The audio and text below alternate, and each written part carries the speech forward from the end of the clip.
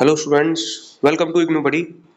तो देखिए, आज की इस वीडियो में मैं बात करने वाला हूँ आपके इग्नू में अगर आप फेल हो जाते हो किसी सब्जेक्ट में तो आपके पास क्या क्या ऑप्शंस होते हैं और आखिर फेल होने के बाद क्या होता है। तो जैसा कि आप लोग जानते हो कि आपके जून 2023 टर्म एंड एग्जाम रिजल्ट का यहाँ पर 2 से 3 अपडेट ऑलरेडी आ चुके हैं और जो लास्ट अपडेट आपका आया था वो आया था 29 ऑफ दिसंबर को और उसके बाद से अभी तक कोई भी अपडेट आपका नहीं आया है। तो अगर इग्नू में आप किसी भी सब्जेक्ट में फेल हो जाते हो तो आपके पास बेसिकली दो ऑप्शन होते हैं।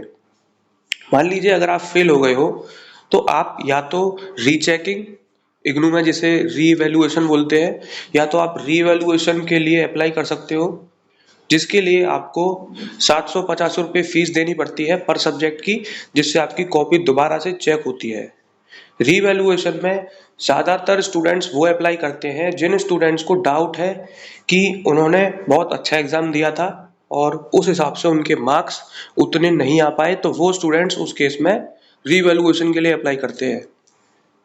और ये स्टूडेंट्स जिनकी बैक आई है वो भी अप्लाई कर सकते हैं, और जो स्टूडेंट्स केवल पास भी हो गए हैं वो भी दोबारा से रीचेकिंग अप्लाई कर सकते हैं रीवैल्यूएशन के लिए, जिससे कि उनके मार्क्स थोड़े बढ़ जाएं। तो इस केस में स्टूडेंट्स जिनको लगता है कि उनके और ज़्यादा मार्क्स आने चाहिए थे वो स्टूडेंट्स अप्लाई करते हैं, जिसके लिए आपके 750 रुपये फीस लगती है। और अगर आप फोटो कॉपी मंगाना चाहते हो अपनी आंसर शीट की तो उसके लिए 100 रुपीज़ आपको अलग से देने पड़ते हैं पर सब्जेक्ट के। तो पर सब्जेक्ट के अगर आप दोनों अप्लाई करोगे, रीवैल्यूएशन और photo copy of answer sheet, तो उसके लिए आपको 850 रुपये देने पड़ेंगे। पिछली बार इग्नू ने इतनी फीस रखी थी, इस बार की फीस चेंज हो सकती है, लेकिन पिछली बार की फीस मैं आपको बता रहा हूँ 850 रुपये पर सब्जेक्ट के लगते हैं रीवैल्यूएशन के। तो ये तो था पहला ऑप्शन कि आप रीवैल्यूएशन के लिए अप्लाई कर सकते हो। दूसरा ऑप्शन है आप री एग्जाम भी दे सकते हो। इग्नू में अगर आप किसी सब्जेक्ट में फेल हो जाते हो तो आपके पास री एग्जाम देने का भी ऑप्शन होता है। तो अगर आप किसी सब्जेक्ट में फेल हो गए हो तो आप री एग्जाम दे सकते हो, लेकिन अगर आप किसी सब्जेक्ट में पास हो गए हो तो उसके लिए आप री एग्जाम नहीं दे सकते। री एग्जाम केवल वही स्टूडेंट दे सकते हैं जो स्टूडेंट्स फेल हो चुके हैं, लेकिन रीवैल्यूएशन दोनों तरह के स्टूडेंट्स अप्लाई कर सकते हैं।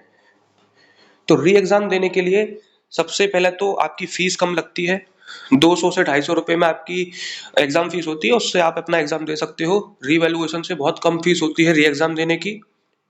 और लेकिन डिसएडवांटेज ये है, थोड़ा नुकसान ये होता है स्टूडेंट्स का कि उनको थोड़ा टाइम लगता है, क्योंकि इग्नू में आपके हर 6 महीने बाद एग्जाम होते हैं।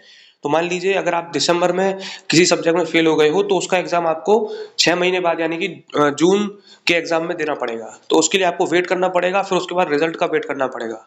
तो इसमें थोड़ा टाइम लगता है री एग्जाम में। लेकिन रीवैल्यूएशन में आपका 2 से 3 महीने में रीवैल्यूएशन का रिजल्ट अपडेट हो जाता है और आप उस सब्जेक्ट के मार्क्स आपके बढ़ जाते हैं। तो ये फर्क है रीवैल्यूएशन में और री एग्जाम में। तो आप दोनों में फर्क देख सकते हो।